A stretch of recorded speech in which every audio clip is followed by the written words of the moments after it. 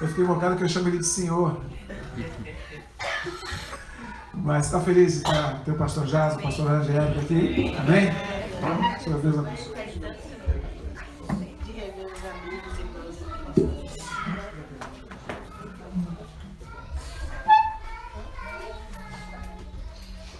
Boa noite, queridos. Boa noite. Eu quero agradecer a elevada honra do convite. Me ouvem bem? Não ouvem? Posso deixar ele bem pertinho assim, ele capta. Mas é uma honra realmente. Não é todo dia que a gente tem um convite para estar num ambiente assim, numa reunião desse calibre, né? E é tão gostoso de estar aqui com os irmãos e louvo a Deus pela amizade com o Cacau, e são muitos anos já, né?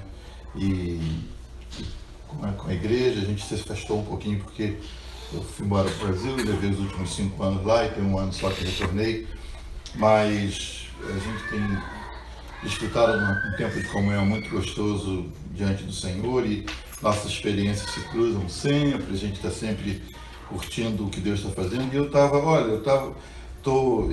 ele brinca aqui, que quer ser como eu estou ali dizendo, Jesus, me ajuda a chegar nesse nível aqui, porque, olha, parabéns por evento, a ideia, eu estou tentando há um tempão fazer um encontro desse, e a gente sempre esbarra, quando acha um lugar não acha o dia, quando acha o dia não acha o lugar, e a ideia de reunir vocês aqui e o material tão bem feito, parabéns para essa equipe bonita, vocês são nota 10, gente.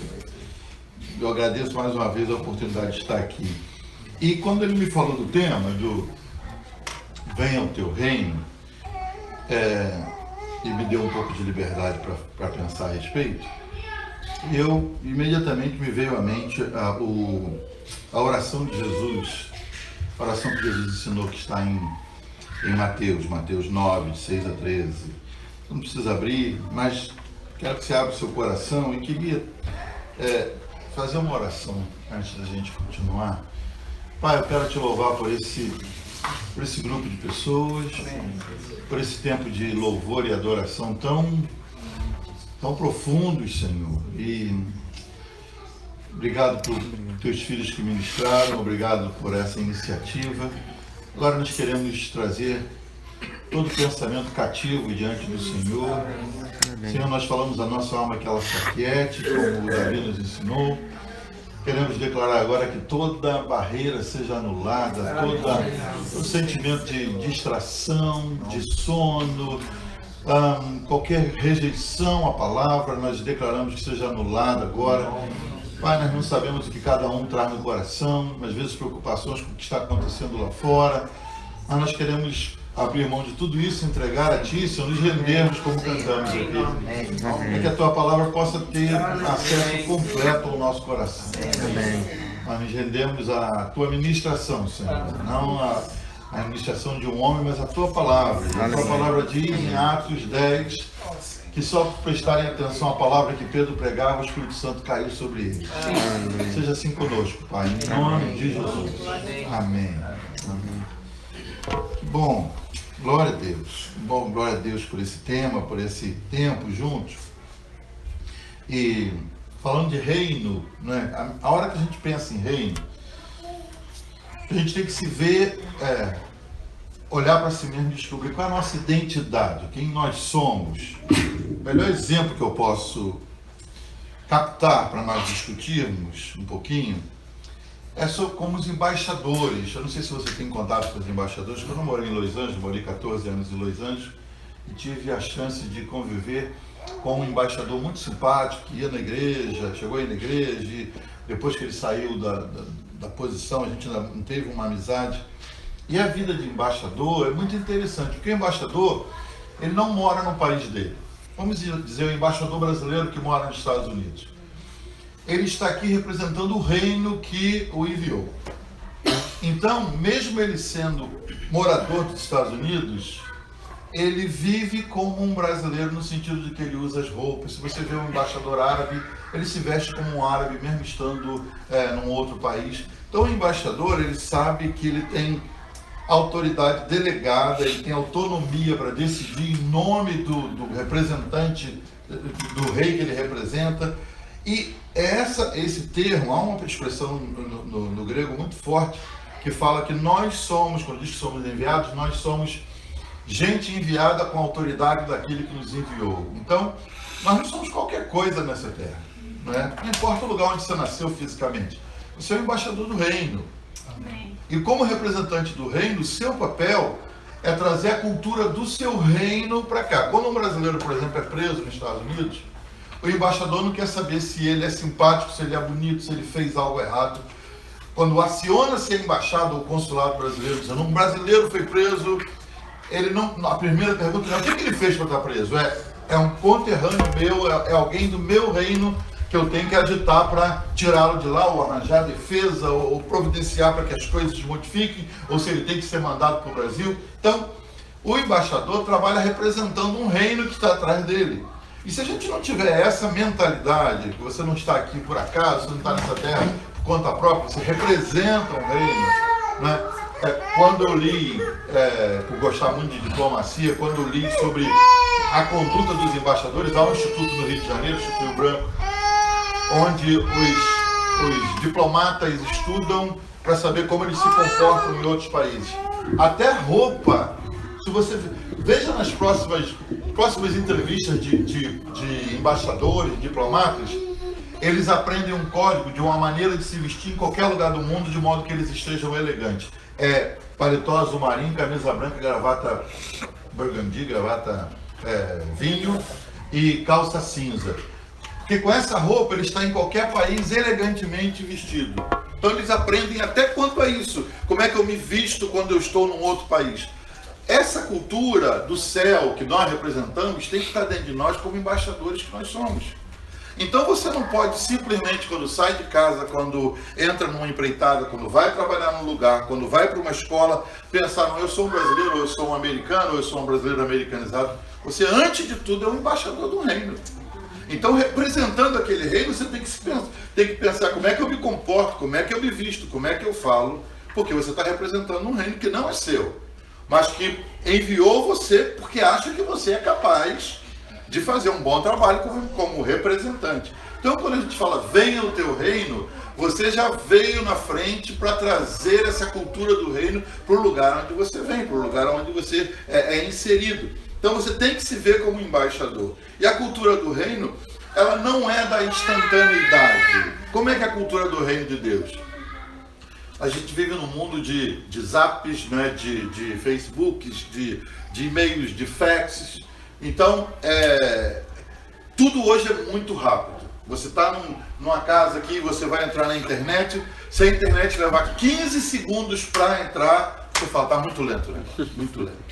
Porque você não aguenta esperar 15 segundos para receber uma informação que não vai te livrar da morte, que não é um negócio de ter uma criança sendo sufocada e eu preciso, não. É para ver mandar um videozinho de um político sendo preso, uma coisa que você vê ou não vê, não faz a menor diferença. E você fica agoniado porque não entra a internet. Não, meu Deus, não tem internet aqui. Tem, mas é que tem muita gente e tal. A gente não aceita. Vivemos no mundo da instantaneidade, do miojo. Tem que ser feito assim, as pressas tem que ser na hora. E isso contamina tudo. A gente hoje vive num mundo que a gente nem aprende a degustar uma boa comida, não é? A gente come rápido. Às vezes a esposa leva 2 horas preparando um prato que você come em pé no balcão, que é o maior de respeito que você pode mostrar para uma cozinheira. É comer às pressas que ela levou um tempão para fazer. Então por quê? Porque nós estamos no mundo. Você pode não ter nada para fazer o resto da tarde, mas tem que comer em pé, às pressas. Por quê? Por que não se senta com tranquilidade? Hoje a gente não bota mais o garfo de volta no prato, como os franceses ensinam. É uma garfada atrás da outra. Um negócio meio né? A saúde da Etiópia aí, primeira refeição depois de 15 dias, não é? Você pode comer uma garfada e colocar degusta aquela, que hora. Meu genro está lá em casa, os meus 2 genros estão em casa. Um deles é cozinheiro formado, é chefe, e ontem ele resolveu preparar, ele preparou um ham em espiral, com molho levou horas, porque ele faz aquilo com fogo baixinho. ele fez com molho de canela, com mostarda e mais uma outra coisa. De longe já era bonito, de perto era encantador, comendo era um negócio, né, que não dá para dizer. Mas ele levou a tarde inteira, nós almoçamos às 5 da tarde. Ele falou, vai comendo uma banana, vai se virando aí, tal, que não vai sair agora. E tal, porque ele também fez um creme de batata doce com uma crosta de bacon ralado, um negócio assim, você, caramba, o que é isso? Eu falei, não dá pra gente comer isso às pressas em pé, vamos arrumar a mesa, vamos se sentar e comer devagar, desfrutando. No mundo que a gente vive hoje, da instantaneidade, tem que ser tudo vupt. Essa não é a cultura do reino de Deus. Por quê? Qual é a cultura do reino? Como é que o Senhor estabeleceu que a cultura do céu tenha que ser estabelecida na terra? Quando a primeira pessoa que ele se identificou foi Adão. Ele criou Adão e você lembra em Gênesis como é que era o relacionamento de Deus com Adão. Todo dia, na viração do dia, o Senhor mandava usar. Era isso? Não. Deus vinha pessoalmente. Você acha que tinha alguma coisa que Adão tivesse feito durante o dia que Deus não soubesse? Eu sabia tudo. Eu capinei ali, eu fiz isso e tal, brinquei com lixo e tal. Deus vinha e disse, e aí Adão, como é que foi seu dia? Essa pessoa já sabia tudo. Como é que foi, Adão? Foi isso, fiz assim, legal, Adão, você viu? Ó, Senhor, vi isso e tal, tá bom, Adão. E eu, não, amanhã a gente volta a conversar.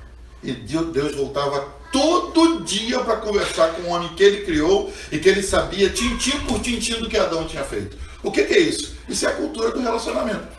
Não é a cultura da instantaneidade. Adão, passa um fax dizendo que você fez todo dia e a gente conversa sexta-feira. Não. O Senhor disse, amanhã eu volto. E a Bíblia diz, todo dia o Senhor voltava. Aí você pula para os anos à frente, Abraão, ó, o mundo já girou, o mundo progrediu. Aí o Senhor diz para Abraão, Abraão, quero estabelecer uma nova nação, quero te levantar como embaixador do reino que você vai estabelecer e não é aqui. Não é aqui. Onde é, Senhor? Não vou dizer agora. Você vai sair e à medida que você sai eu te digo. E Deus nunca deu um mapa antecipado para Abraão, dizendo, Abraão, está aqui, ó. Esse primeiro mês é isso aqui, segundo mês é aqui, terceiro mês, tá bom, querido? Vai na bênção e eu serei contigo. Não. A Bíblia diz que Abraão saiu e o Senhor disse para ele, não, eu vou te mostrando no caminho. Significa, Deus falou, todo dia a gente vai ter um relacionamento. Aí Abraão sai, se despede dos amigos, os amigos perguntam, tá indo para onde? Não estou sabendo. Abraão, isso é brincadeira. Ninguém rico como você abandona tudo, fecha as contas e vende o gado e sai para ir não sei para onde. Ele falou, não, eu estou num relacionamento com Todo-Poderoso e numa cidade idólatra como era Ur dos Caldeus e ninguém entendia, cada um tinha um dedo. Ele falou, não, eu estou num relacionamento e ele falou que é para sair. Mas quem falou para onde? Não deu muito detalhe. É para sair. Sair para onde? Não, ele falou que é para sair. Eu acho que só tinha uma estrada de saída de Ur, né? Então, pega a estrada, Abraão. E a Bíblia diz que o Senhor comunicava com Abraão diariamente. Como é que nós queremos hoje viver a cultura do reino com Deus? Se o Senhor te diz assim, vá para os Estados Unidos. Você quer saber antes, né, onde você vai viver, quanto você vai ganhar, que trabalho você vai fazer. Mas nenhum de nós aqui teve essas informações. Nenhum de nós. Quem arranjou a informação depois descobriu que se enganou. Não é? Verdade. Se você veio garantido, irmão, eu estou indo. Eu garanti na despedida que eu vinha para Nova York. Nunca fiquei em Nova York. Irmão, estou indo. O bilhete é para Nova York. Só saltei lá. De lá já tinha alguém me esperando que me levou para outro estado. E daquele outro estado eu acabei descendo para a Califórnia, da Califórnia para a Flórida e tal. E nunca me estabeleci onde eu disse que me estabeleceria. Por quê? Porque era ideia minha. Eu fiz o plano, eu vou para Nova York, vou trabalhar com porto-riquenhos, olha só, aí bobeira. E Deus deixou, sabe por quê? Porque na cultura do céu, se você quer fazer um plano, o Senhor deixa. Para que depois você confirme que o seu plano era muito ruimzinho. Se ele te disser antes que o seu plano é ruim, você se aborrece, desiste. Então, você diz assim, olha o plano, o senhor fala, ok. Ele sabe, isso não vai dar nada certo, não tem nada disso. Ele fala, vai. Aí ele usa umas frases de efeito. Ele diz assim, vai e eu serei contigo. Aí o que você traduz? O senhor disse que o plano é bom. Ele não falou nada disso. Ele falou, vai que eu serei contigo. Você vai se afundar, você vai se dar mal, mas eu serei contigo, entendeu? Você vai decepcionar, eu serei contigo. Eu serei contigo. Ele não mentiu. Mas você quer um plano antecipado porque a gente quer as coisas muito explicadas, e Deus, na cultura dele, que é a cultura do céu, que ele quer implantar através de nós na terra, essa não é a cultura de Deus. Ele quer que você se relacione com ele diariamente. O que Deus quer para você semana que vem? Ele vai te dizer semana que vem. Ele vai te dizer hoje o que é para hoje. Por quê, irmãos? Porque não existe amanhã no vocabulário de Deus. Não existe. Amanhã é uma palavra nossa. Deus vive na eternidade. Abriu um parênteses chamado tempo para nós. O dia que formos embora, a gente vai entrar de novo na eternidade. E aí não tem amanhã na eternidade. Então Deus não se refere ao dia seguinte, porque não tem dia seguinte para Deus. É por isso que Hebreus 10 diz assim, Hebreus 13 diz assim: o Senhor é o mesmo ontem, hoje e eternamente. O verbo está mal conjugado. O Senhor é ontem, é hoje e é amanhã. Seria: o Senhor foi o mesmo ontem, é hoje e será amanhã. Não é. O Senhor é o mesmo ontem, é hoje e é amanhã. Porque amanhã para ele não existe. Então quando você diz: Senhor, como será amanhã? Aí Jesus aparece e diz: não vos preocupeis com o dia de amanhã. Porque basta cada dia o seu mal. O mal de hoje já é grande demais para você aguentar. Se eu te juntar com o mal de amanhã, você infarta hoje. Então, viva só o mal de hoje, com a graça que eu dou. Amanhã o mal de hoje já passou. Aí você tem o mal de amanhã para enfrentar. E o depois de amanhã nem vou comentar. Então, essa é a cultura do céu. Aleluia. Que parece complicada, mas é muito mais simples do que a nossa. Muito mais simples. O que acontece conosco hoje? O dia de hoje pode estar delicioso, mas por quê? Terça-feira da semana que vem, você tem uma conta para pagar que você ainda não tem o dinheiro. A terça-feira já estragou sua sexta, estraga o seu sábado, estraga o domingo, estraga a segunda, aí na terça o dinheiro aparece, não sabe de onde. Aí você viu que não tinha porque se preocupar, e a conta é paga, e você estragou 5 dias por causa da terça. Olha que cultura contaminada, cultura da terra. A cultura do céu é muito mais limpa. Foi o que Jesus falou: não vos preocupeis com o dia de amanhã. Então o que eu tenho que me preocupar? O dia de hoje. O dia de hoje eu tenho banana para comer, se tiver fome. E amanhã? Amanhã deve sobrar banana de hoje. Amanhã deve ter outra fruta, outra coisa. Mas Deus não quer que você se preocupe com o dia de amanhã. Então a cultura do céu que Ele quer que nós representemos parece louca para o estilo de vida que o mundo vive hoje. Então nós somos os da contramão. Não é? Nosso estilo de vida não pode ser: você entra, você não precisa ser baiano para ser descansado. Você tem que ser porque você serve a Deus. E amanhã, irmão, amanhã não tenho tempo para me preocupar agora. Desculpa, mas eu não tenho tempo para me preocupar amanhã. Eu estou com o dia de hoje muito cheio, muito cheio. Quando terminar o dia de hoje e começar o amanhã, aí eu vou ver o que Deus tem para amanhã. Porque Deus não diz antes. Deus não contou para Abraão: Abraão, vamos lá. Aí Abraão sai no dia seguinte: Abraão, Senhor, e agora? Abraão, segue em frente. Segue em frente, segue em frente. A gente quer ver o GPS de Deus assim, daqui a 3 km uma curva para a direita, 2 km depois uma para a direita. Então, esse GPS não funciona. Não funciona nos planos de Deus. Na cultura do céu, é viver o dia de hoje. Teríamos um mundo muito menos estressado se vivêssemos conforme Deus quer que vivamos. Simplesmente. No dia de hoje. Então como é que está o seu dia de hoje? Hoje você está numa casa maravilhosa, rodeada de irmãos e amigos. Você está tirando um tempo só para ser ministrado. Então por que se preocupar com outras coisas? Por que se preocupar com a sogra que vai chegar, com o Natal que está aí, você não comprou ainda, não sabe o que vai comprar, com a prestação para pagar? Isso tudo pode ser que você morra um dia antes de pagar a prestação e se preocupar à toa. E às vezes morre de infarto por se preocupar. Então não tem porquê. A cultura do reino é a cultura do relacionamento. Repita: relacionamento. Aí os discípulos, como nós, que às vezes não sabemos o que fazer, vão para Jesus, convivendo com Jesus todo dia. E uma hora diz: Senhor, nós reconhecemos que não sabemos como orar.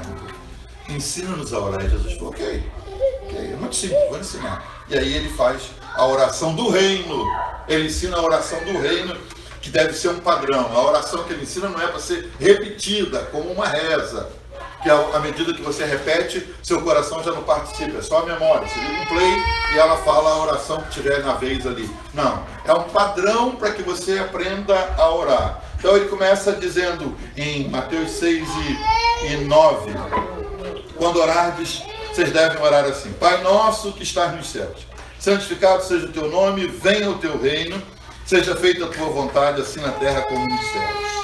Dá-nos hoje o nosso pão de cada dia, perdoa as nossas dívidas, assim como perdoamos aos nossos devedores. E não nos deixes cair em tentação, mas livra-nos do mal, que teu é o reino, o poder e a glória para sempre. Amém. Muito simples, né? Muito simples. É simples demais até, né? A gente olha assim, só isso, cara. Não, os discípulos devem ter olhado uns para os outros dizendo, ele vai continuar. Ele diz, não, amém. É só. E como é que essa oração do reino, que chama o reino de Deus para vir, como é que essa oração deve ser interpretada por nós? Então o texto diz, Pai nosso, primeira coisa, Pai, se você não se vê como filho de Deus, você ainda não consegue viver a cultura do reino. Primeira coisa, eu sou filho de Deus. Eu não sou um bastardo no reino, eu não sou um estrangeiro no reino, eu sou filho do reino. Eu sou filho de Deus. Jesus ensinou que você começa a oração dizendo, Pai, isso fala da sua identidade. No seu relacionamento com Deus, você não é qualquer coisa. Você sabia que Alá tem muitos nomes no islamismo, mas nenhuma vez ele é chamado de Pai? Você sabia que no catolicismo não se usa a palavra Pai para se referir a Deus? Se refere a Maria como mãe, mas não se refere a Deus como Pai. Só no Evangelho é que a gente tem a ousadia de chamar Deus de nosso Pai. Isso é um tesouro, gente. Você é filho de Deus. Filho de Deus. E Jesus disse isso, quando vocês orarem, abram dizendo, Pai nosso. É a sua identidade. Quando você abre a boca dizendo, Pai, os céus te olham com outros olhos. Quem está pedindo não é alguém de outro reino, não. É filho do rei que pediu para entrar, que pediu para falar com o Pai. Então, isso muda tudo. Você não precisa ser poético, amantíssimo Criador, orquestrador das galáxias. Não, Pai, como é que você fala com seu Pai? Como é que você fala com seu Pai? Com intimidade. Meu pai, minhas filhas nunca chegam a mim e diz, meu quê? Meu progenitor. Esposo honrado da minha progenitora. Não, mas pai, tem 10 aí? Quem que liberou? Foi o pai que ela falou no início. Ela já reclamou uma identidade que eu não posso fugir. Pai, falou, pegou, vem aí. O que é? Agora, quando você fala de outros, você tem que se entender como filho. A cultura do reino começa em saber quem você é. Você é filho. Pai, e aí a expressão que segue. Pai nosso. Você não é o único filho que Deus tem, irmão. Você tem um montão de irmãos. E aí o Senhor começa a ensinar, quando ele diz Pai nosso, na cultura do reino, você tem que entender, eu não estou chegando de Deus sozinho, eu estou representando minha família, meus irmãos. Para que você já vá cortando o egoísmo e a individualidade na hora que você abre a boca para falar, Pai nosso, Senhor, eu estou aqui no nome dos meus irmãos também. Eu não estou sozinho, querendo só as bênçãos para mim. Eu me entendo como alguém que depende dos irmãos que tem. Pai nosso, você não está sozinho. Tem gente do seu lado? Essas pessoas que estão perto de você estão por misericórdia de Deus. Deus viu que você não aguenta viver sozinho e permitiu que outros irmãos, outros filhos dele se tornassem seus irmãos para que a sua caminhada fosse facilitada. Agora você tem que reconhecer isso. Eu sou filho, mas não sou o único. Pai nosso, e ele continua, que está nos céus. O lugar aonde você vai um dia, para onde você vai um dia. Você tem que entender, ele está num nível acima. Pai nosso que estás nos céus, santificado seja teu nome, continua a oração. Como representantes do reino, é nossa obrigação fazer com que o nome do nosso Deus seja santificado na nossa vida. Você tem que brigar para que o nome do seu Deus, a quem você representa, seja honrado onde você passa. Quando você chega num lugar, as pessoas têm que respeitar, não porque você exige, mas por causa da sua postura como filho do rei. Ninguém vai falar do seu pai na sua vista. Fala. Estão falando do seu pai, você chegou. O cara chegou.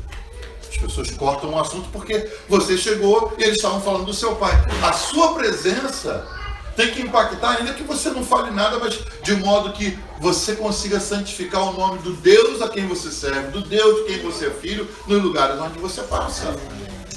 Isso não é forçando a barra, ó, acabou o assunto aí porque eu cheguei. Não. Você é filho do rei, você impacta simplesmente por ser filho. Pai nosso que está nos céus, santificado seja o teu nome. É responsabilidade nossa fazer o nome de Deus ser respeitado. Por quê? Porque o nome de Deus é a coisa mais importante que a gente carrega. Quando Paulo, que perseguiu os cristãos equivocadamente, ainda chamado Saulo, Atos capítulo 8 fala da conversão dele.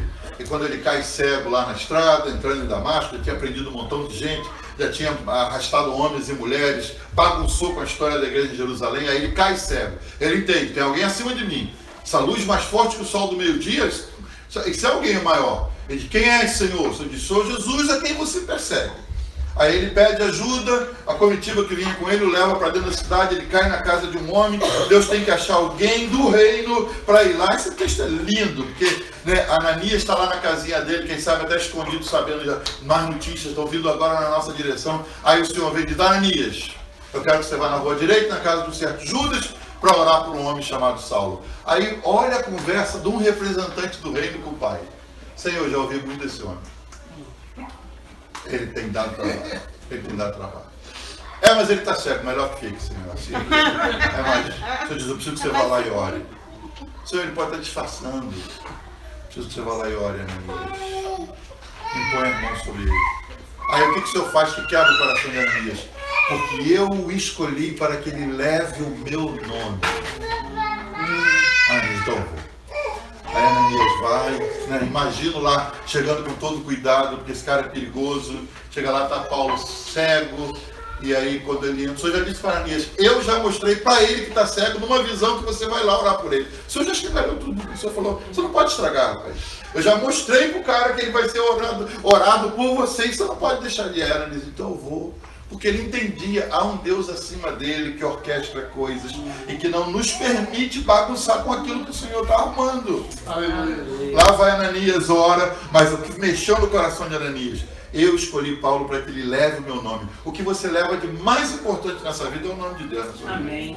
Porque isso abre portas, isso muda coisas, isso diferencia situações. Então, você tem o nome de Deus, você tem que respeitar esse nome e fazer com que ele seja santificado na sua vida. Santificado seja o teu nome. Venha o teu reino. E aí caímos no texto que inclusive é o tema desse encontro. Venha o teu reino. Preste atenção nisso. A pista de pouso na qual o reino de Deus aterriza chama-se arrependimento. Quando João Batista pregava, antes que Jesus fosse manifesto, qual era a mensagem de João Batista? Arrependei-vos porque o reino de Deus está chegando. Aí Jesus aparece. Ele diz, ele é o Cordeiro de Deus, ó, ele é mais importante do que eu e tal. Aí Jesus começa a pregar, parece que aprendeu com João. Arrependei-vos porque o reino de Deus chegou. O reino de Deus chega posando na pista do arrependimento. E o arrependimento é um negócio também escasso hoje em dia. Né? Hoje em dia tem o desculpa aí no arrependimento. Desculpa aí no arrependimento. Fez um negócio errado, a pessoa diz, aí deu ruim. Aí você fala, desculpa aí. Isso não é a mesma coisa. Arrependimento foi pregado por João Batista, foi pregado por Jesus, foi pregado por Pedro em Atos 2, quando veio o avivamento, no dia de Pentecostes, as pessoas viram, Pedro levanta-se, prega uma mensagem, depois ele diz, que faremos para nos salvar, Pedro? Arrependei-vos porque o reino de Deus chegou. E aí vocês devem ser batizados. Arrependimento é o que prepara a chegada do reino de Deus. E se nós, que somos representantes do reino, não demonstrarmos uma atitude de arrependimento quando erramos, você não vai convencer ninguém que o reino vale a pena. Arrependimento está desaparecendo. E arrependimento não é desculpa, não é remorso, é detestar o que você fez e não fazer mais. É olhar para trás e dizer, eu tenho nojo do que eu fiz. E ainda que você venha fazer de novo, porque somos humanos, mas que você se arrependa cada vez que faça com ojeriza daquilo. Eu me arrependo com o coração quebrantado, doído, porque você representa um reino e você tem que zelar por essa representação. E arrependimento hoje é quase que nem é pregado nas mensagens que são levantadas nos púlpitos. E arrependimento parece uma palavra muito forte, porque ela invoca um reconhecimento de erro, não é? Por que eu vou pedir para a pessoa se arrepender? Porque eu estou dizendo para ela que ela fez algo errado e ela precisa reconhecer aquilo e se arrepender. Se nós não nos arrependemos das coisas erradas que falamos, que fazemos, que deixamos para trás, como vamos implantar a cultura do reino nos lugares onde chegamos? Arrependimento tem que ser nossa marca. E aí o reino de Deus pode desembarcar depois que a gente pavimentar a pista com arrependimento. Estão me entendendo ou não? Estou falando muito rápido? Não. Todo mundo sabe o que é arrependimento ou precisa desenhar? Não, né? Todo mundo entendeu. Arrependimento é reconhecer, firmar. E não apenas dizer, desculpa aí, então vou voltar para arrumar essa situação porque eu detesto o que eu fiz. E hoje parece que a gente já não desgosta dos erros que cometemos. Hoje, a gente tem o desprazer de ouvir uns testemunhos, não é? Outro dia eu ouvi um que foi bandido, matador. E o testemunho do sujeito, não, irmão, eu com a arma na mão, eu era bom. Parece que ele não está arrependido do negócio que fez. Ele está se elogiando, né? Assim, não, eu com a arma na mão, não era brincadeira, não. Falei, eu ainda não vi um arrependimento do sujeito, né? Daqui a pouco ele vai dizer, só não uso hoje porque sou crente, mas senão eu mantinha a arma na cintura e tal. Porque não há um arrependimento, um quebrantamento, são os testemunhos que quer mostrar quanto ganhei, quanto eu fiz. Quando arrependimento é, eu morro de vergonha do que eu fiz, você não quer nem comentar o que você fez. E se arrepender para que o reino de Deus venha. Jesus falou, arrependei-vos e porque o reino de Deus é chegado. O reino de Deus chegou na sua vida? Diga amém. Amém. O texto continua, a oração do reino. Seja feita a tua vontade. Isso aqui acho que não dá nem para falar. Seja feita a tua vontade na terra como ela é feita no céu. Vontade. O que prova que você é uma pessoa normal é que você tem raciocínio, você tem sentimentos e você tem vontade. A ciência explica que quando uma criança, por exemplo, ela nasce e ela não consegue controlar as emoções, ela tem um mal que tem nome. Quando a criança nasce e ela não tem vontade, ela não tem raciocínio, ela tem um nome para isso. E quando a criança não tem vontade, não deram um nome para isso ainda. A Bíblia diz que quando a gente pega a nossa vontade e a gente não consegue controlar, é que a gente ainda não soube representar o reino. Jesus ensinou a orar, seja feita, você está falando com Deus, com o Pai. Ó Pai, seja feita a tua vontade na terra. Em que padrão? Como ela é feita no céu. Como é que a vontade de Deus é feita no céu? Vamos tentar imaginar uma cena. Céu bonito, Deus no controle, Deus tem uma missão. Anjo 4.234, vem aqui. Senhor, posso não ir hoje? Você imagina essa cena no céu?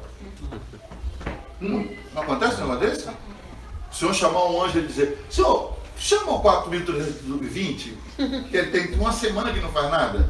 Você já imaginou uma cena dessa no céu? Anjo, vem aqui que eu tenho uma mensagem para falar. Senhor, eu fui ontem.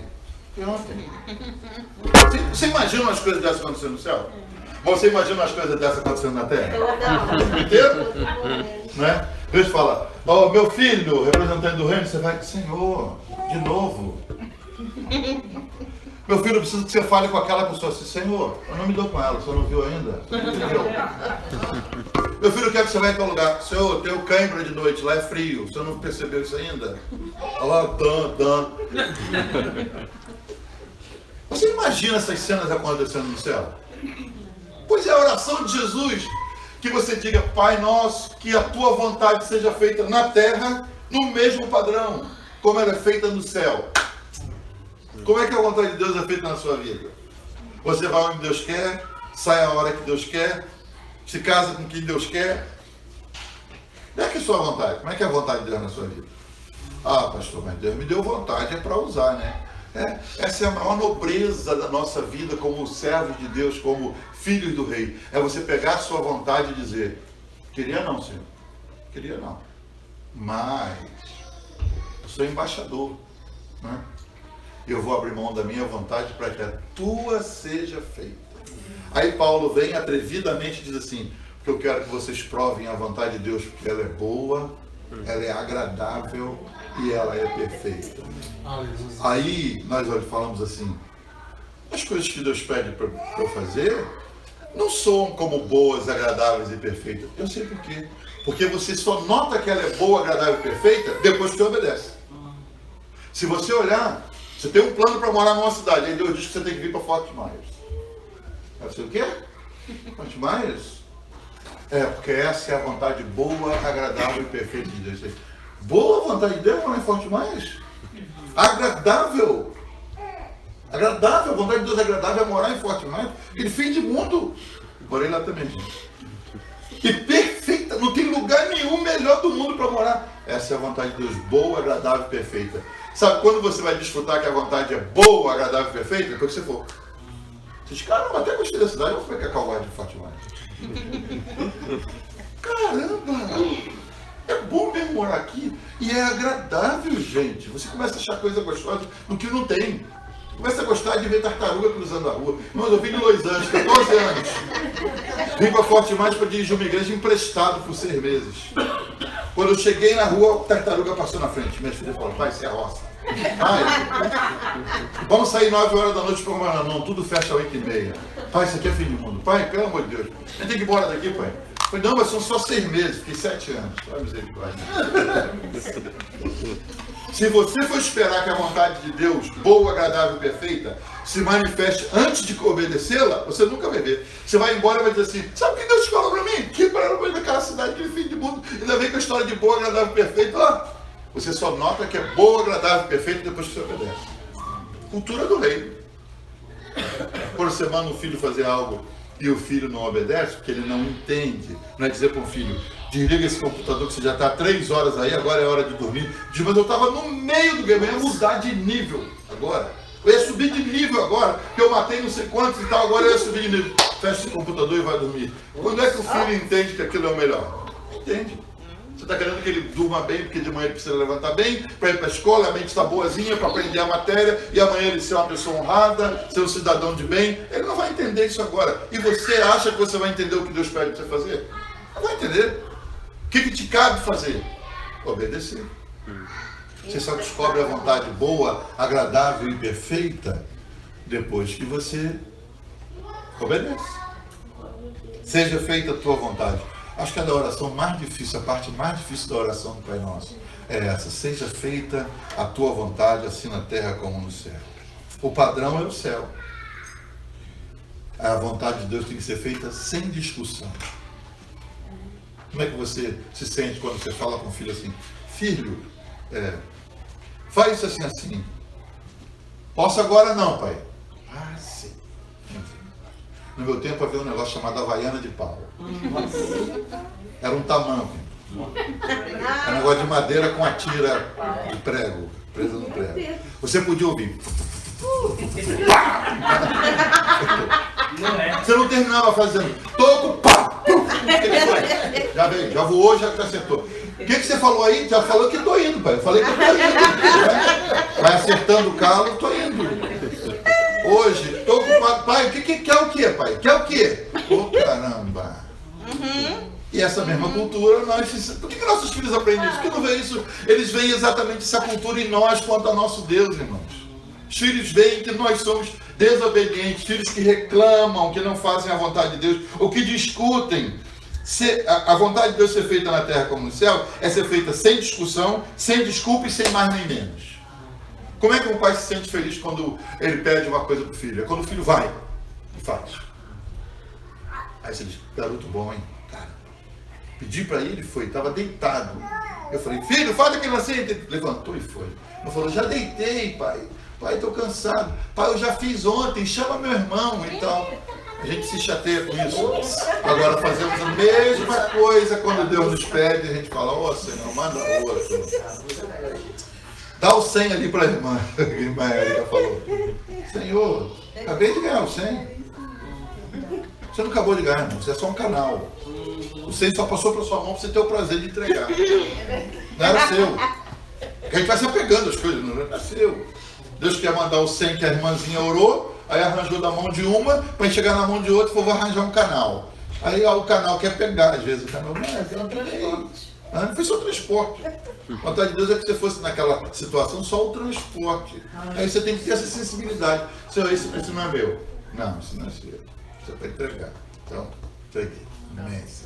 Mas, Senhor, mas tem um tempão que você não faz isso comigo. Aí já não é a vontade boa, agradável e perfeita. Olha a vontade boa, agradável e perfeita. Há anos atrás a Érica fez isso. Agora ela ouve o testemunho e se sente bem por ter sido obediente quando foi tocada na sua sensibilidade espiritual, foi obediente, aí você desfruta e você não fica assim, mas fez uma falta danada aquele Senhor. Estava dependendo daquilo. Não, Deus sabe. Vontade de Deus seja feita na terra como ela é feita no céu. O padrão é o céu. Você diz amém? Amém. Qual é a vontade de Deus? Boa, agradável e perfeita. Você só prova essa tríplice verdade quando você faz. Essa é uma verdade que a gente fala sempre. Eu acho legal isso no Cacau e no Eude, quando eles me dizem, vamos declarar essa verdade. Essa verdade você tem que fazê-la real na sua vida. Pai, eu quero provar a tua vontade boa, agradável e perfeita. Eu quero chegar nesses 3 níveis. Tem gente que só prova a vontade boa de Deus. Sabe qual é a vontade boa de Deus? Que todos os homens se salvam. Mas todos são salvos? Nem todos. Mas é a vontade de Deus. Essa é a vontade boa. A agradável é que se salvem e conheçam o que Ele quer que você faça. Você vê um propósito de Deus. Agora, a perfeita é quando você se salva, você conhece o Senhor, dá sua vida para Ele, você conhece o propósito dEle e vive o propósito dEle. Aí é perfeito. É quando você diz assim, caramba, eu não estava lá à toa, caramba, eu não cheguei lá à toa. Não foi naquela hora, naquele encontro, você consegue entender essa orquestração que só Deus sabe fazer. Aí é desfrutar da vontade boa, agradável e perfeita. Qual o segredo para desfrutar essa vontade? Uma palavrinha ruim de falar, chamada renúncia. Renúncia. Porque a última coisa que se converte em nós diante de Deus é a renúncia. É a vontade. E você renunciar à sua vontade, sabe por quê? Você tem anos de experiência. Aí quando tem que tomar uma atitude, você naturalmente vai usar a experiência para fazer aquilo. Aí Deus pede que você faça um negócio que contraria a sua experiência. Está lá os discípulos, noite inteira pescando. Quem estava pescando, irmãos? Eram astrônomos, eram cobradores de impostos? Não, eram pescadores. A vida inteira. E não é pescador de caniço, não. Eles tinham uma companhia de pesca, entendiam de corrente, de marés, de cardumes. Aí Pedro diz, vamos pescar, vamos todo mundo. Juntaram lá, foram os 4. Eu ensino para os meus netos que naquela noite diz que Jesus passou a noite na praia. Né? Jesus foi na água assim, bateu a mão e falou assim para os peixes, né? Como criador que ele é, junta todo mundo aqui. Juntou os peixes todinhos assim na beira da praia. Os caras passaram a noite inteira tentando, quando eles estão voltando lá para as 4h30, 5 horas da manhã, viram a silhueta de alguém na praia, não identificaram, Jesus está lá. Ele diz que ele tinha um braseiro, ele tinha um churrasquinho, ele tinha peixe e tinha pão, ele estava lá dele, ele tinha peixe. Ele pegou naturalmente daquele cardume que ele juntou, tudo, todo o mar da Galileia, peixe todo vem para cá, junta tudo aqui. Os discípulos lá e joga a rede e tal. Ele grita, filhos, pescaram alguma coisa? Eles gritam de lá. Tentamos a noite inteira e não pegamos nada. Eles usaram a experiência que eles tinham. Aí Jesus grita de cá, joguem a rede para o lado direito. Isso é uma ofensa para um pescador. Dizer para o cara que horas tentando, um cara que não apareceu ainda nas sombras, dizer, eu passava uma noite inteira lá no meio, nas águas profundas. Agora aqui na aula o cara diz, joga a rede para o lado direito. E os estudiosos não sabem se Jesus estava dizendo assim, joguem a rede direito, ou estava dizendo, joguem para o lado direito. Mas ele falou qualquer coisa parecida. Aí um lá diz assim, vai tentar uma noite inteira? Mas podia dizer, a gente sabe pescar, peixe. Hoje não é dia de peixe, hoje, deu alguma coisa hoje. Não, mas aí abriram mão da vontade própria e atendem à vontade de um anônimo na penumbra da madrugadinha. E jogam a rede, quando a rede vem cheia, aí João diz, esse é o Senhor. Ele armou de novo, não é daquele tipo que só ele. Porque Jesus falou na hora que eles jogaram a rede, pode todo mundo. Soltou a peixarada toda que estava por ali. Quando você abre mão da sua vontade para fazer a vontade de Deus, naturalmente você vai fazer alguma coisa estranha. Você vai recusar-se a usar a sua experiência. Sua mente vai dizer, você não faria assim. Você tem experiência para fazer de outro jeito. Mas aí você tem que renunciar à sua vontade, sua experiência, seus próprios recursos e dizer, mas se Deus está falando que é para fazer de outra maneira, eu vou fazer de outra maneira. Eu confesso, isso não é fácil. Isso não é fácil. Sempre tem um encontro desse todo final de semana para a gente falar só sobre vontade de Deus, vontade de Deus, vontade de Deus. Até que a nossa fosse diminuindo. Quer ver uma frase gostosa de dizer? Assim, você vai fazer porque eu estou mandando. Não é isso? Isso liberta a alma. Não é? Você falar para o filho assim, mas por que eu vou fazer? Você vai fazer porque eu estou mandando. Em outras palavras, é a minha vontade. É o que você está falando. Isso liberta. Aí o Senhor pede que você pegue essa vontade e põe no saco. E qual é a tua, Senhor? A minha é que você vai para o outro lado. Já fui lá antes. Mas vai de novo. Eu não gosto daquele lugar, mas vai. Então você abrir mão. Isso fala de renúncia. Repita renúncia. A oração está terminando. O pão nosso de cada dia nos dá para a semana, Senhor. É isso? O pão nosso desse mês libera de uma vez. O nosso até dezembro, Senhor, que a coisa está apertada. A gente às vezes fala assim, o Senhor podia mandar um trabalho assim, que eu gasto dinheiro por mês inteiro. Não é? A gente tem essa oração lá no fundo. Pão nosso de hoje, diz o original. O pão nosso de cada dia dá-nos hoje. Como eu falei, no reino de Deus não há tempo. Então você tem que se acostumar desde já a viver o dia de hoje. Porque no céu a gente vai viver só o dia de hoje. Quanto tempo dura o dia de hoje no céu? Dura uma eternidade. Não tem sol nem lua, o Senhor é a própria luz, então você não depende de uma lua subindo, de um sol descendo para contar no calendário quantos dias você viveu. E o Senhor quer que a gente se acostume com essa cultura do reino, já de agora. O pão nosso de cada dia dá-nos hoje. O que Jesus está te ensinando? Que pão, claro que o pão você entende, é toda a provisão que você precisa. Você precisa de moradia, você precisa de alimento, ok. Para quanto tempo você precisa? Eu preciso para hoje. Por que se você pedir o pão nosso desse mês nos dá hoje, você só vai voltar a orar mês que vem, irmão?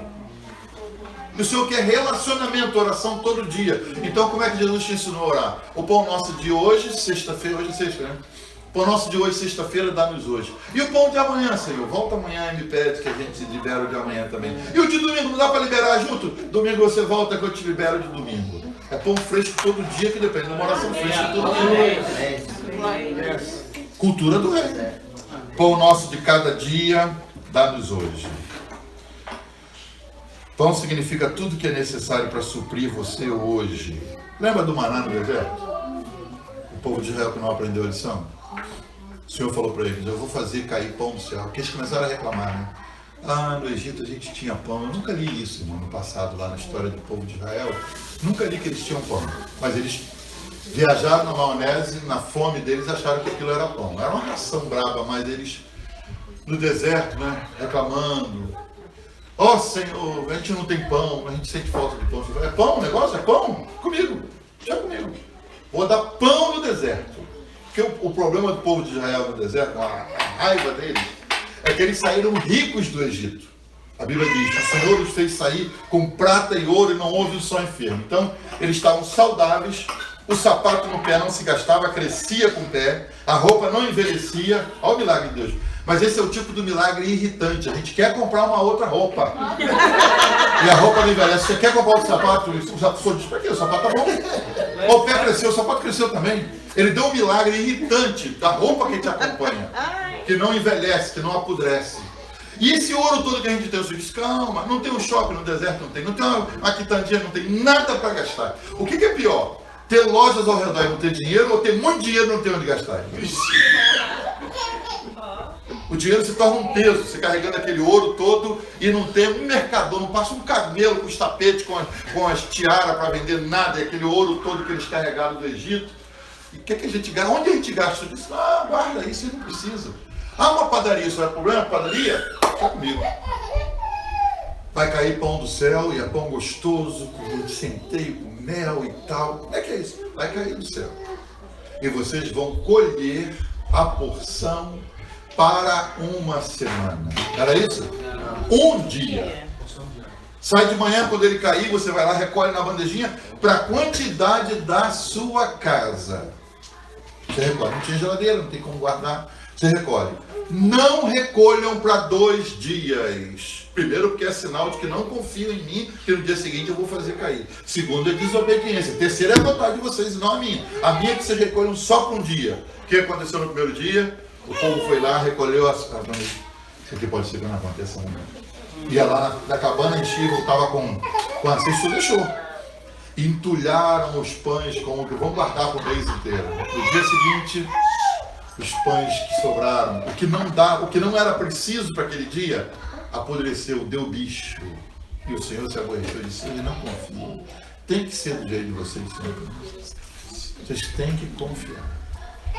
Se a gente pudesse, hoje a gente não comprava para o ano inteiro, para mostrar para Deus que a gente não quer se preocupar. E qual a intenção de Deus? Aquilo que a gente falou no início, relacionamento diário. O pão nosso de cada dia dá-nos hoje. No reino de Deus não há tempo, é só o dia de hoje. Pão significa tudo que você precisa e Deus vai te dar. E aí vai o final da oração. E perdoa as nossas dívidas. Perdoa, podemos dizer, perdoa as nossas dívidas? Bonitinho ensaiado. Perdoa as nossas dívidas. Uma última vez. Perdoa as nossas dívidas. Se terminasse aqui, irmãos, era bom. Porque aí a gente perdoa do jeito que a gente achar que perdoa. Não é? Você perdoa o fulano, perdoei, só não quero nunca mais ver. Né? Perdoa, você perdoei. Agora, se passar no meu caminho, eu atropelo. Perdoei, eu atropelo. Entendeu? É assim, nós perdamos. Mas aí Jesus complica. Perdoai as nossas dívidas, assim como nós perdoamos aos nossos devedores. Em outras palavras, Senhor, me faz sentir perdoado do jeito que eu faço as pessoas que me magoaram se sentir perdoadas. As pessoas que te magoam, como é que elas se sentem com o perdão que você libera? É do jeito que você se sente com o perdão que Deus te libera. Não é que Deus não te perdoa na mesma condição. É que Ele te faz sentir na mesma condição que você faz as pessoas que você perdoa se sentirem. Perdoa as nossas dívidas, assim como nós perdoamos aqueles que nos têm ofendido, aos nossos devedores. Magoou publicamente? Peça perdão pelos atos privados. É assim? Você magoou uma pessoa publicamente, a pessoa passou uma vergonha por sua causa publicamente. Aí você depois fala, ó, eu fiz mal. Aí você escreve no zap, no seu zap particular, pro zap dele particular, dizendo, aí foi mal, hein, perdoa. E fala, ó Senhor, fiz tua vontade. Já sem vergonha espiritual. Fez no público, faça em público. Magoou publicamente, perdoa publicamente. A gente teve uma situação dessa, há tempos atrás. Um companheiro aprontou alguma coisa e depois ele se arrependeu e me chamou. Aí nós fomos. Você foi quando o Bené estava com a gente naquela situação? Não. Eu fui com o Bené Gomes, foi de intercessor, foi de intermediador.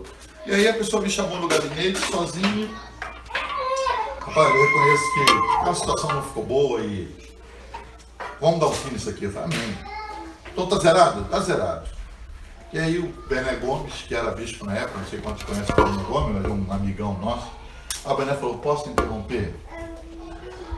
O Bené falou, não é bem assim não. É que você soltou um travesseiro de penas no alto da montanha, isso voou pena para tudo que é lado. Agora não adianta você vir com uma peninha só dizer, toma uma peninha aqui e acabou. Você vai ter que fazer alguma coisa para remediar essa situação. Foi público, você tem que fazer publicamente. Ele falou, mas eu estou sendo sincero. Eu chamei aqui porque eu estou sendo sincero. Eu me arrependi. Porque nós queremos fazer com as pessoas do jeito que nós não queremos que elas façam conosco. E o texto diz, perdoa as nossas dívidas assim como nós perdoamos aos nossos devedores. Perdão está ligado novamente ao arrependimento. Não tem nada a ver com mérito. Vou perdoar porque ele até merece, ele mudou de comportamento. Nenhuma vez o Senhor falou de merecimento. Você perdoa não é porque a pessoa merece, é porque você precisa. Porque você precisa estar bem, você perdoa a pessoa. Então, perdoa-nos as dívidas assim como nós perdoamos aos nossos devedores. E a oração termina dizendo, a oração do reino. E não nos deixe cair em tentação. Tentação não é um pecado. Às vezes somos enganados com isso. Ah, eu estou em pecado. Por quê? Porque eu senti tentado. Enquanto você estiver nessa terra, você vai ser tentado. Prova que você é humano. Tentação não é pecado. Sentir-se tentado é próprio do homem. Pecado é quando você cai na tentação. Eu aprendi há muito tempo atrás que nós entramos na tentação com as mãos e os pés e ela entra em nós pelos ouvidos, pelos olhos principalmente. né? A Eva, que quis andar pelo paraíso sozinha, não sei onde estava Adão, brincando de balanço, que não vigiou o que a mulher estava fazendo, e Eva foi, porque não foi na primeira conversa com a Eva, com a cobra, que ela caiu. Então ali foi conversa em muito tempo. Mulher tem necessidade fisiológica de conversar. Adão era um mudo, né? Vou carpir, vou ali, vou ver uma macieira que está frutificando, vou ver o que o leão está fazendo e tal. E ela, fala comigo, querido, fala comigo. E ela, Joaquim falasse com ela. E foi uma conversa de dias, sabe Deus quanto tempo. Até que ela vai e cai, por quê? Ela, diz a Bíblia, ela vendo o fruto, que era atraente aos olhos, e ouvindo a conversa que Satanás trouxe para ela, ela então pecou, ela pegou da árvore. Ela ouviu e pegou com a mão. A tentação entra pelos ouvidos e pelos olhos, principalmente, e você entra nela com as mãos e os pés. Não é pecado ser tentado. O pecado é quando você cai em tentação. E nós entramos, nós somos tentados o dia inteiro, o tempo inteiro. Mas não temos que cair na tentação, porque o pecado nos rodeia. Mas livra-nos do mal, e a oração de Jesus termina aqui. A gente vive numa terra de furacões, né, irmãos? Livra-nos do mal. Quando começa a temporada de junho, julho, os noticiários começam a dizer o nome das tempestades tropicais e dos furacões que vão vir. É inevitável, você não pode impedir que os furacões venham. Mas você pode bloquear suas janelas, você pode sair de casa se for perigoso, você pode encher a geladeira para se prevenir. Então, o mal, ele existe e ele vem. Mas você tem como se prevenir para que os efeitos sejam muito menores, ou então sejam até irrelevantes na sua vida. O Senhor nos ensinou a orar, mas livra-nos do mal. O mal vai vir. Mas é possível que você não seja atingido pelo mal se você aprende a orar a oração do reino. Senhor, o mal vai vir, me ensina a ser prevenido, mas às vezes nós não nos prevenimos. Você sabe no que você é fraco e você não vigia no sentido de se afastar daquilo. O furacão está vindo, bloqueia as janelas. Você sabe que em alguma área da sua vida tem algo forte vindo para te provar, te tentar, que é mal para você. Previna-se, bloqueie-se, saia da situação, fuja dali. Paulo ensinando a Timóteo, ele fala, Timóteo, combate algumas coisas. Mas tem hora que ele diz, Timóteo, foge das tentações, foge dos hormônios, meu filho. Não adianta dizer, eu sou um servo de Deus, lavado, remido no sangue de Jesus, e eu vou ficar, você vai cair. O mal vai vir e vai te derrubar. O que você faz? Vaza. A gente mora em Orlando aqui. E no último furacão, as notícias disseram, Orlando é uma cidade segura, porque ela é 86 metros acima do nível do mar e tal, ela é longe do mar e tal. Daqui a pouco, quando o furacão mudou de rota, Orlando agora está no olho do furacão, foge todo mundo, foi uma loucura que todo mundo tinha se alojado nos hotéis, saído para as estradas sem gasolina, enguiçando pelas rodovias. As pessoas saíram loucas pelas informações que chegaram. Por quê? Souberam que o mal estava chegando e quiseram fugir. Você tem que fazer isso quando souber que o mal está vindo na sua direção. Não tem que ser forte. Você pode se afastar para que o mal não te atinja. A oração simples que Jesus ensinou, a oração do reino, que é forte com a frase de venha o teu reino. Ela ensina tudo o que você precisa para se corresponder com o Pai, se relacionar com seu Pai e ser vitorioso, e ser um embaixador que faça a diferença. É só praticar. A gente não aprende isso de um dia para o outro. Não adianta você dizer, aprendi tudo, amanhã eu começo a praticar. Tem que praticar todo dia, todo dia. Fazer dessa oração todo dia, para que ela vá crescendo dentro de você. Daqui a pouco é uma oração de Pai Nosso que dura 2 horas. É uma oração tão pequenininha, que você começa a falar e o relacionamento com o Pai vai ficando tão forte que você não sai no Pai Nosso. Pai Nosso, Pai querido, Pai, olha Pai, meu Deus, é tão bom ser teu filho. Pai, tu és maravilhoso, tu é tão criativo, Pai. Você não continua a oração, fica só no Pai Nosso. Pode baixar sua cabeça por um tempo? Quem sabe eu que nos ajuda aqui com o violão. Queria ver se a gente cantava aquele hino que diz: se eu me diante do teu altar. Se não for isso, pode ser aquele eis-me aqui outra vez.